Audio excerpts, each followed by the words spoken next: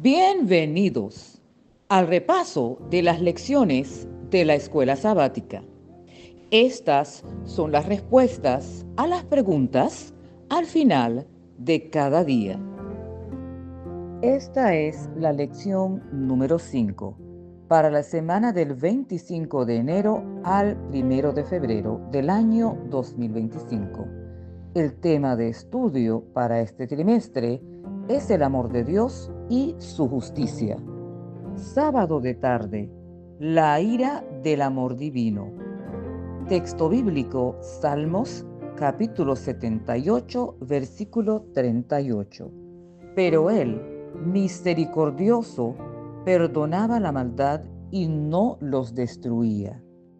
Apartó muchas veces su ira y no despertó todo su enojo. Domingo, afligido por el mal. Seguramente te has airado alguna vez por el mal hecho a otros. ¿Cómo te ayuda esa emoción a comprender mejor la ira de Dios contra el mal? Cuando sentimos ira por una injusticia o un daño hecho a otros, estamos experimentando una emoción que refleja en una medida limitada la ira de Dios contra el mal. Nuestra indignación surge de un sentido de justicia y amor por lo correcto, lo cual es un reflejo de la imagen de Dios en nosotros.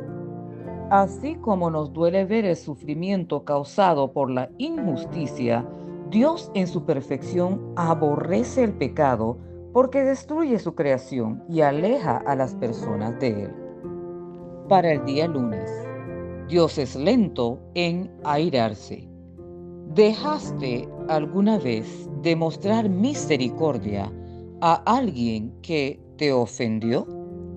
¿Cómo puedes recordar mejor lo que Dios ha hecho por ti para que así seas más misericordioso con los demás en respuesta a la abundante gracia que Dios te ha mostrado?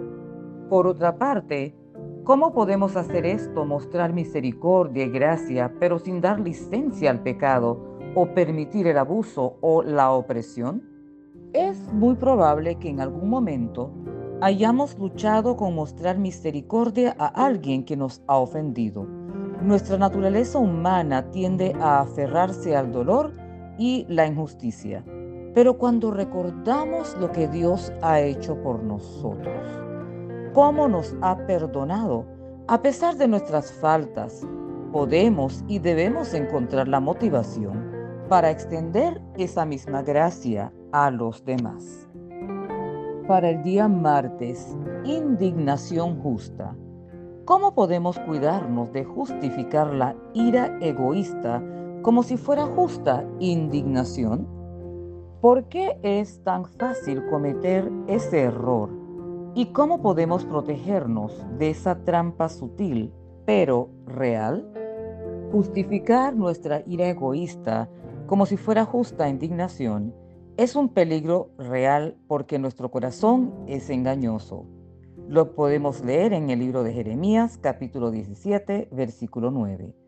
A menudo confundimos nuestras emociones personales con una causa justa, especialmente cuando nos sentimos ofendidos o atacados. Podemos pensar que estamos defendiendo la verdad cuando en realidad estamos protegiendo nuestro orgullo o reaccionando desde el dolor. Hemos llegado al día miércoles. Dios no se complace en afligir. ¿Cómo influye en tu comprensión de la ira divina el hecho de que Dios no desea condenar a nadie? Si Dios es lento en airarse, ¿no deberíamos ser más pacientes y magnánimos con los que nos rodean? ¿Cómo podemos hacerlo sin dejar de proteger a las víctimas de las malas acciones? Esta pregunta toca un punto esencial, muy importante, sobre la naturaleza de Dios y cómo debemos nosotros reflejar su carácter en nuestra vida diaria. El hecho de que Dios no desee condenar a nadie, según el libro de Ezequiel capítulo 33, versículo 11, y segunda de Pedro capítulo 3, versículo 9, cambia nuestra comprensión de su ira. No es una ira impulsiva ni caprichosa, sino una respuesta justa y medida ante el pecado y la injusticia.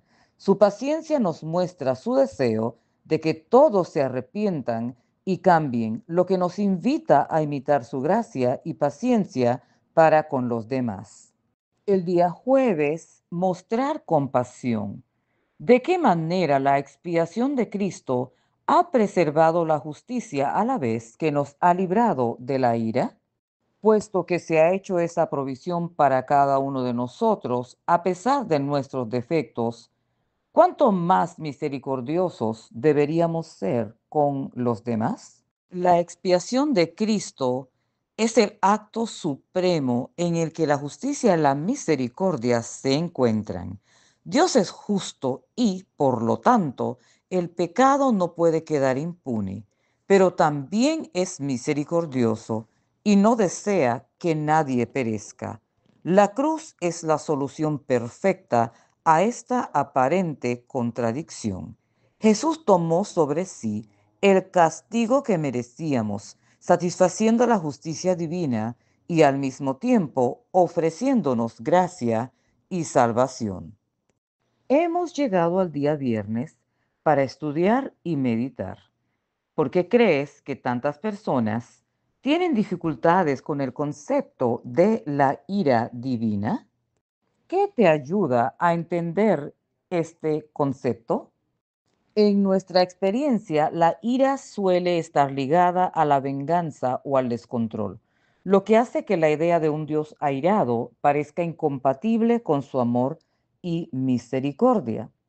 Pero lo que me ayuda a mí a entender la ira de Dios es recordar que no es como la ira humana, no es ni caprichosa ni irrazonable, sino una respuesta justa al pecado.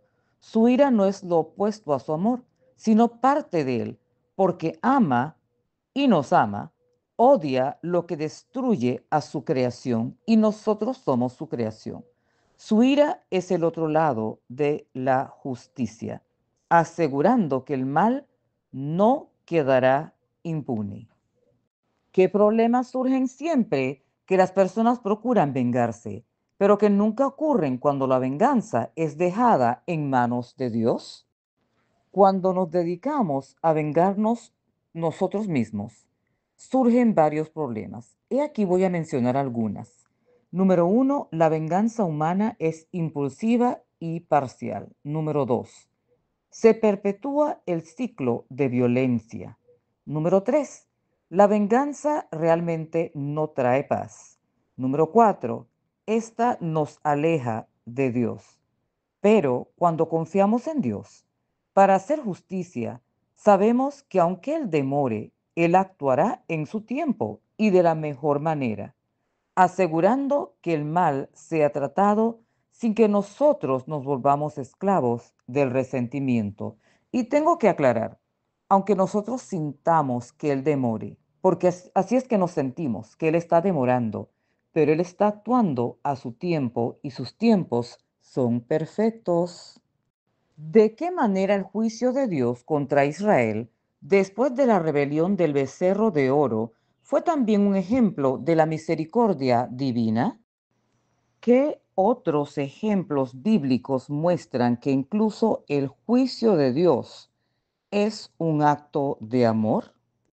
El juicio de Dios contra Israel después de la rebelión del becerro de oro es un claro ejemplo de cómo su justicia y su misericordia trabajan juntas. Punto número uno, Él no destruyó a toda la nación. Punto número dos, Dios dio oportunidad para el arrepentimiento. Punto número tres, Él no los abandonó a pesar de su pecado. Aquí tres ejemplos en la Biblia donde el juicio de Dios es un acto de misericordia y amor. El primero es el diluvio, donde Noé es el protagonista, ¿cierto? En el libro de Génesis. Vamos con el punto número dos. Este sería David y Betsabé. Se encuentra en el segundo libro de Samuel, capítulos 11 y 12. He aquí el tercero, la cruz de Cristo, el juicio de Dios por el pecado, cayó sobre Jesús en lugar de nosotros y se encuentra en el libro de Isaías, capítulo 53, versículo 5.